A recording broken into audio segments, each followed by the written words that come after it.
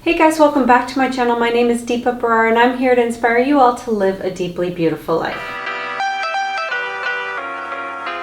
So today's video is really exciting. We are going to be talking about a very important topic, and that is how stress affects your hair and can cause your hair to fall out. So before we get into this video, don't forget to subscribe to my channel and hit that notification bell so you can find out exactly when I'm posting my next video. So today's topic is super important, and I'm saying that because a lot of studies have proved this over and over again, that stress is one of the #1 causes of hair loss. The things we're going to discuss in this video is exactly how stress impacts the body. So it's important to know what is going on inside of our bodies so that we know exactly what we need to do to sort of rectify that. So we're going to talk about things that we can also do to release our stress and reduce our stress levels. So what is stress? Now, stress is your body's way of dealing with harmful situations. If you've ever heard of that fight or flight response, that's called the stress response. It's whenever you're presented with a dangerous situation.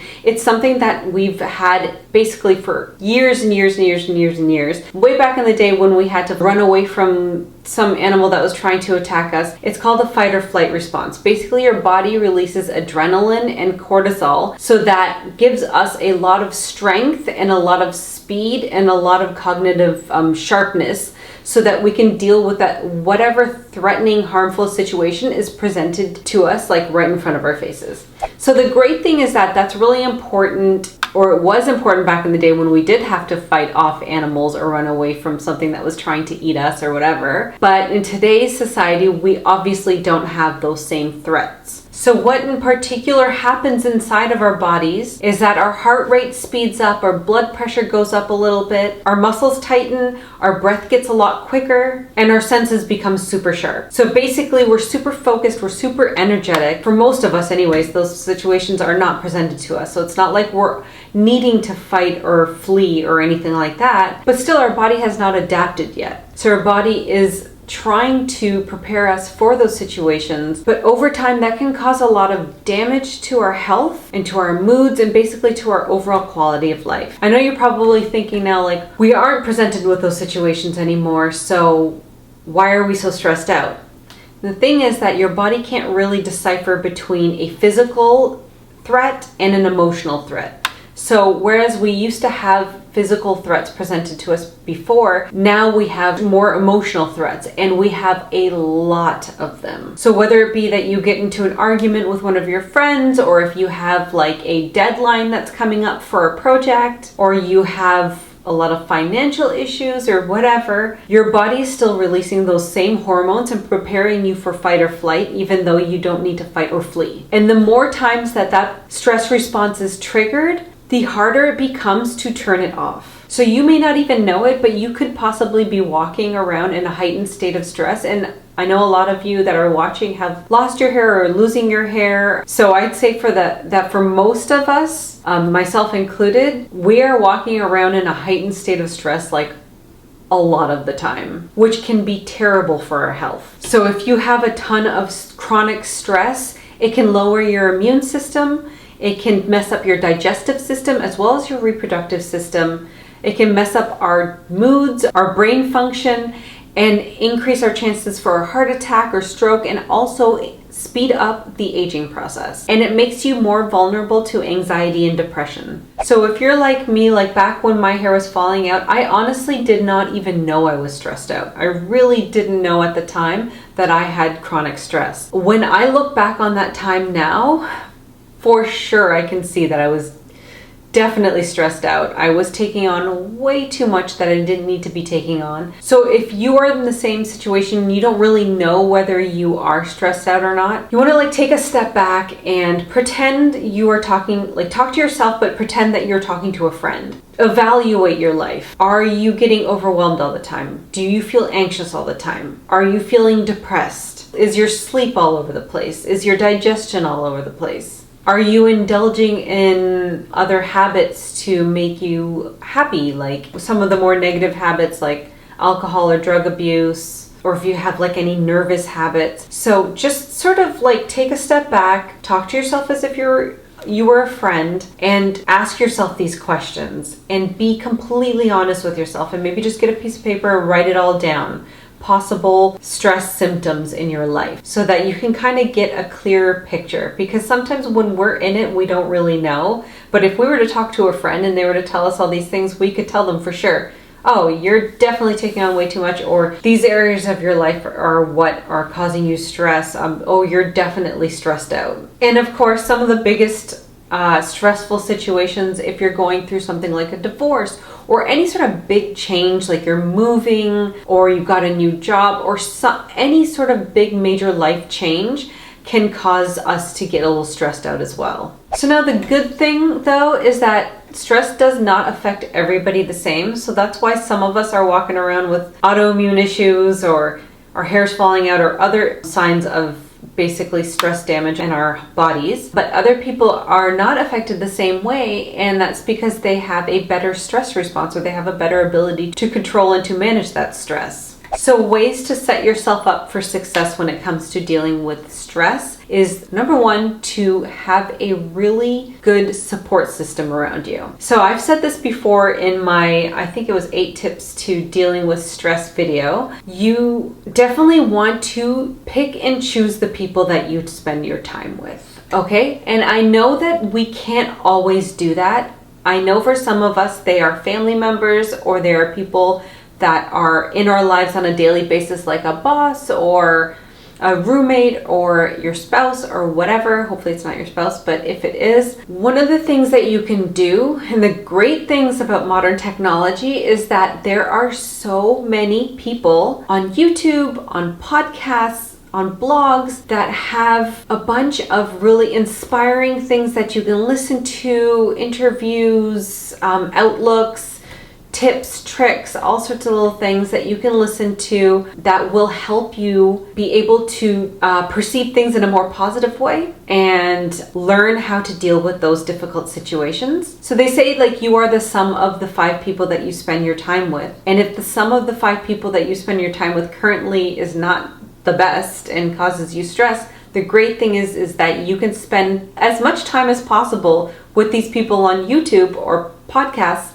and they become the 5 people that you spend your most time with. What I'll do is I'll listen to something in my earbud as I fall asleep. I'll listen to it in the morning. I'll listen to it while I'm, going for a walk or whatever. And I am making sure that my circle is a very positive, is a very productive, is a very uplifting circle. And that helps a lot. And I will put some recommendations in the description box below for you guys of people that you can listen to. But my main top, I would say 3 people that I lately, and it's not always the same because I'm always finding new people, but I'd say like my top 3 are definitely Dr. Joe Dispenza, which you guys know if you follow me on Instagram, I'm always reposting his stuff. Amazing. Eckhart Tolle is fantastic. And I've recently stumbled upon Marissa Peer, and she's pretty great. She has some great YouTube videos on improving your self-confidence, on dealing with anxiety, on all sorts of things. You definitely have to check her out. Another thing that you can do to help with your stress response is to be able to perceive yourself as a confident person. Trust me, it's something that you can work on, and you can improve your confidence. Once you improve your confidence, you can improve your sense of control over your own life. And when you have that sense of control, it can make you just feel so incredibly calm. It just takes a lot of the anxiety away, because anxiety comes from, well, for some people, not everybody's anxiety is the same, but for a lot of people, the anxiety comes from having a loss of control. Basically, you lost your sense of control over your own life. Being able to control your emotions, being able to control your reactions, these are all super important things and come from improving your self-confidence. Definitely check out Marissa Peer for that. She's got some great chats on that one. Another thing that really helps to improve your stress response is to have a sense of purpose in life. What are you here for? What are you here to do? If you are confused with that, I think one of the things that you can do for a week or so, or for the next few days, just get out a piece of paper and just write all the things down that you love to do and things that you love about yourself. Things that other people would say, oh, you're so great at this, or you're so great at that, or I love you because of this. Write out all of these things and it'll give you a bigger picture as to what your purpose really is. Once you're led by a higher purpose, it makes life really exciting. To help others is one of the greatest sources of happiness there is. So if you know what your purpose is and you align yourself with that, it can really, really help with your stress levels, because now you're focused on something positive and something that's bringing you happiness. And I would say that that's one of the things that has come out of this hair loss, hair growth journey of mine, is being able to help you guys and putting these videos out for you guys. Also in my one-on-one coaching program, just to be able to help you guys on a deeper level is my true happiness, is what releases stress for me and gives me that sense of purpose. And now for other things that you can do to help with your stress levels and manage your stress is to be able to deal with different situations in a more positive, productive way. So just say you're presented in a stressful situation, it's really important to basically be able to take a step back, being able to focus on your breath, to take 30 seconds out of whatever it is that you're doing, or a minute out of whatever it is that you're doing that is making you feel super overwhelmed, and to just sit and close your eyes and to just breathe. You have no idea how much that actually really helps to bring down your stress levels. So if you want to make this a habit, what I would suggest to do is to set an alarm in your phone, maybe 4 or 5 times a day, scattered throughout the day, to remind yourself to just stop whatever it is you're doing and to just breathe. And it costs nothing. It's free to breathe. Air is basically free. And it's one of the most effective ways. Another thing you can do is take up meditation. And now I will not ever say enough about meditation. Meditation is a total game changer. Just take a quick 10 minutes in the morning, turn on there's so many apps out there now. Like I started off with the Headspace app. I also use Calm. There's Insight Timer. There's all sorts of little apps that you can use. Just even set your alarm on your phone and close your eyes and just focus on your breath. And the point of meditation is to not sit there and try to struggle to not think, because I heard somebody say something really great. I think it was Ed Milet. He said that to meditate is to become aware. So what instead you're doing is you're watching your thoughts, you're observing your thoughts, you're detaching yourself from your thoughts, because you are not your thoughts. Your thoughts are basically conditioned and programmed into you since you were a little baby. So it's to remove yourself from your thoughts and to observe them. And once you observe them, you're able to just sort of let them go. The ones that don't serve you, you're able to let them go over time. And I know 10 minutes might sound a lot to some of you, but if you're just starting out, start out with 3 minutes. Just make it a consistent daily habit. And then over time, you can build from there. Another thing that you can do for your stress is to walk. Walking is fantastic for stress. Walking basically moves the lymphatic system and gets things circulating in your body and can really help to make you happier in life, as well as other exercise like yoga, Pilates, those kinds of things. And finally, one of my favorite ways to release stress is to turn on some music or turn on something really funny that you love to watch.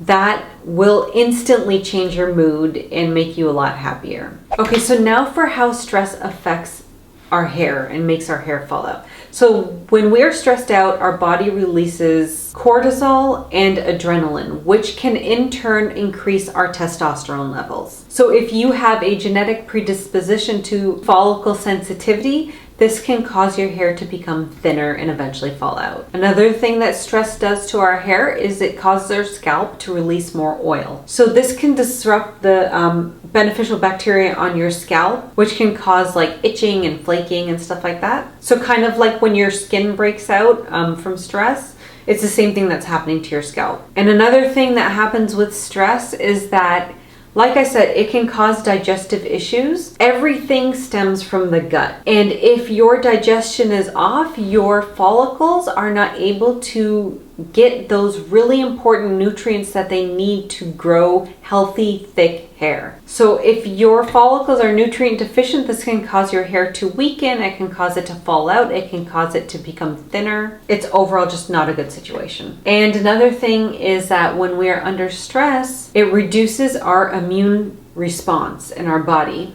When you think about things that are going on in your body that your immune system needs to fight off, well, hair is basically one of the last things on its priority list. Keeping you alive and healthy is number one, is what your immune system is going to try to do. Growing your hair is not nearly as important. So it's going to divert all of those nutrients to attacking whatever's going on in your body, and then there won't be as many nutrients that you need for your hair, which will cause thinning, weakening, and breakage and fallout. Now, like I said, stress is one of the biggest causes for hair loss. We've seen that time and time again, but the three main hair loss types that stress is the number one contributor to is telogen effluvium, which, if we know about telogen effluvium, is that your hair gets prematurely pushed out of the growth phase and into resting phase. Basically, a lot will fall out at once. Trichotillomania. So for those of you that are wondering what type of hair loss you have, I have a whole other video on all the different types of hair loss. Trichotillomania is the one where you pull out your hair, and that is your stress response. It's like people that pick their nails or grind their teeth. It's a different type of reaction. It's just you're pulling your hair out though, and you can't control it. And then the other one is alopecia areata, and alopecia areata it's an autoimmune issue when your body mistakes your follicles for a foreign invader and decides to attack these otherwise healthy cells, causing your hair to fall out. But like I said, it's a big contributor in a lot of different hair loss types. So stress management is one of the most important things you guys can do to help manage your hair loss. So I hope this video brought some value to you guys. If you know anybody that needs to watch it, please do share it with them. And if you have any requests, let me know in the comments below. And if you have any suggestions to help others manage their stress levels, please let us know in the comments below. And I will see you guys soon with another video. Thanks, take care.